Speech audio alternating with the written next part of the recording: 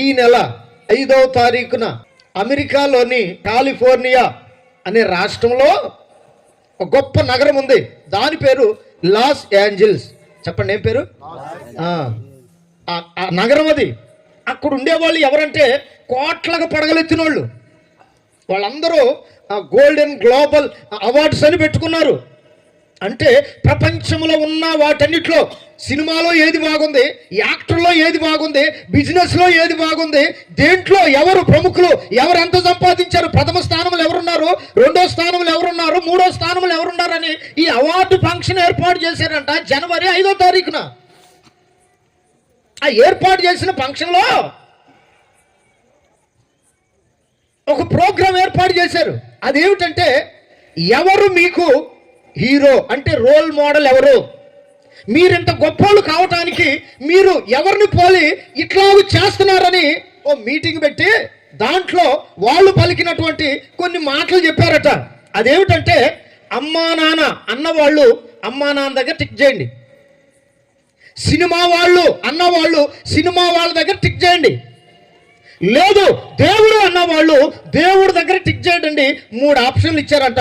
ఒకటి film industry, 2వది family, 3వది దేవుడు. ఈ 3 ఈ సినిమా వాళ్ళు మాకు రోల్ మోడల్ అన్న వాళ్ళేమో 6% మంది ఉన్నారంట. చూడండి ఎన్ని శాతం? 6% మంది. మా అమ్మ నాన్నే మాకు మార్గదర్శి అన్న వాళ్ళు 3.5% వచ్చారంట. దేవుడు అనేవాళ్ళు 0% ఉందంట. 0 అంటే దేవుని వల్ల మేము బాగుపడలా, దేవుని వల్ల మేమింత గొప్పవాళ్ళం కాలా.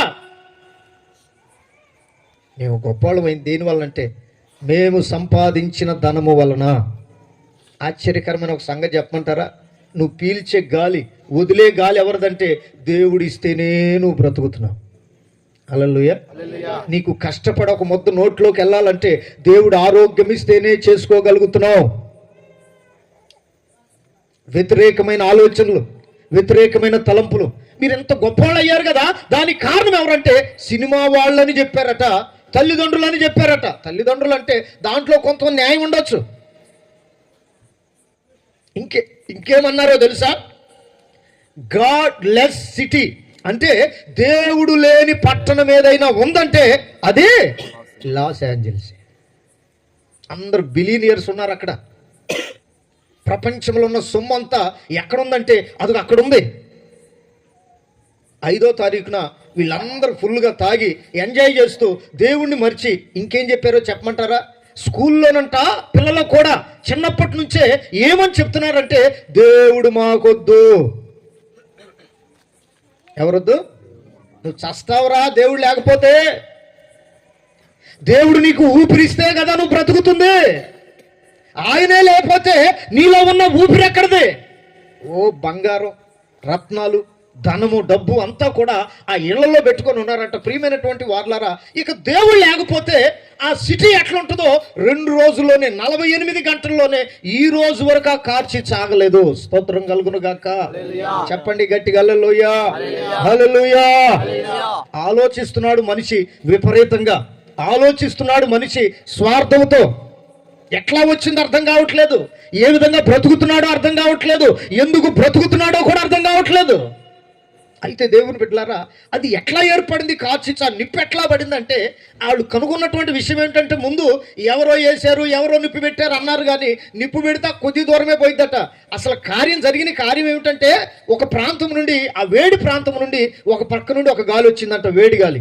మరొక పక్క నుండి ఇంకొక గాలి వచ్చిందంట. ఈ 2 గాలులు కలిసి రాసుకొని అక్కడ పుట్టిందంటండి నిప్పు. పట్టణం 30,000 ఎకరాల్లో ఇల్లు కట్టుకొని ఉన్నారు. అందరూ గొప్ప గొప్ప వాళ్ళే. దేవునికి మహిమ కలుగును గాక. దేవుడు వద్దు అనుకున్నారు. దేవుడు లేని నగరం ఇదే, ధనవంతులు ఉండే నగరం. మాకు దేవుడు ఎందుకు అని చెప్పి విర్రవీగిన 48 గంటల్లోనే, ప్రియమైన వార్లారా, ఈ గాలి, పచ్చగా ఉన్న చెట్లు లేదు, ఒక ఇల్లు ఆయిల్ లేదు. అద్భుతమైన విషయం ఏంటంటే, ఆశ్చర్యకరమైన సంగతి, ఒక ఇంట్లో మాత్రం మాకు దేవుడు కావాలనుకున్నారంట. చప్పట్లు కొట్టండి గట్టిగా. హల్లెలూయా, హల్లెలూయా. ఒక ఇంటతను మాత్రం మాకు దేవుడే దిక్కు అనుకొని ఆ ఇంట్లో కూర్చొని అతను ప్రార్థన చేసుకుంటుంటే ఈ రోజు వరకు కూడా 7వ తారీఖున పడిన నిప్పు, ఈరోజు ఎంత తారీఖు? 16. ఎన్ని రోజులు అవుతుంది? 11 రోజులు అవుతుంది. 7 కదా, 9 రోజులు అవుతుంది. ప్రియమైనటువంటి వార్లారా, ఈ రోజు వరకు నిప్పు ఆ ఇంటి దగ్గరకు పోలేదంట. చుట్టూ ఇల్లు కాలిపోయాయి. చప్పట్లు కొట్టు గట్టిగా. దేవుడు ఉంటే, దేవుని అనుగ్రహం మనిషి మీద ఉంటే, కావాలి అనుకుంటే కష్టాల్లో ఉన్న వారిని కూడా దేవుడు పైకి తీసుకొని వస్తాడు. మాకు అవసరం లేదు, దేవుడు మాకెందుకు, మాకు ధనం ఉంటే చాలంటే ఏ ఇంట్లో ఉన్న ధనం వాళ్ళు తీసుకొని బయటకు రాకమునిపే కాలిపోయిందట. చస్తామేమోనని ఇళ్లలోంచి పరుగులు తీశారు. కొంతమంది అట కార్లు ఎక్కి వెళదాం అనుకుంటే ఆ కార్ చిచ్చట ఈ కారు కూడా అంటుకుంది.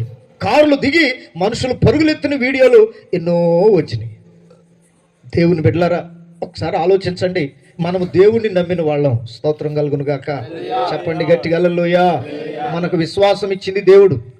ఆయన అంటున్నాడు కదా, నేను ఎవరిని ఎప్పుడు కూడా దూరంగా ఉండేవాణ్ణి కాను, మీరు నన్ను దూరం చేసుకుంటే తప్ప. హల్లెలూయా.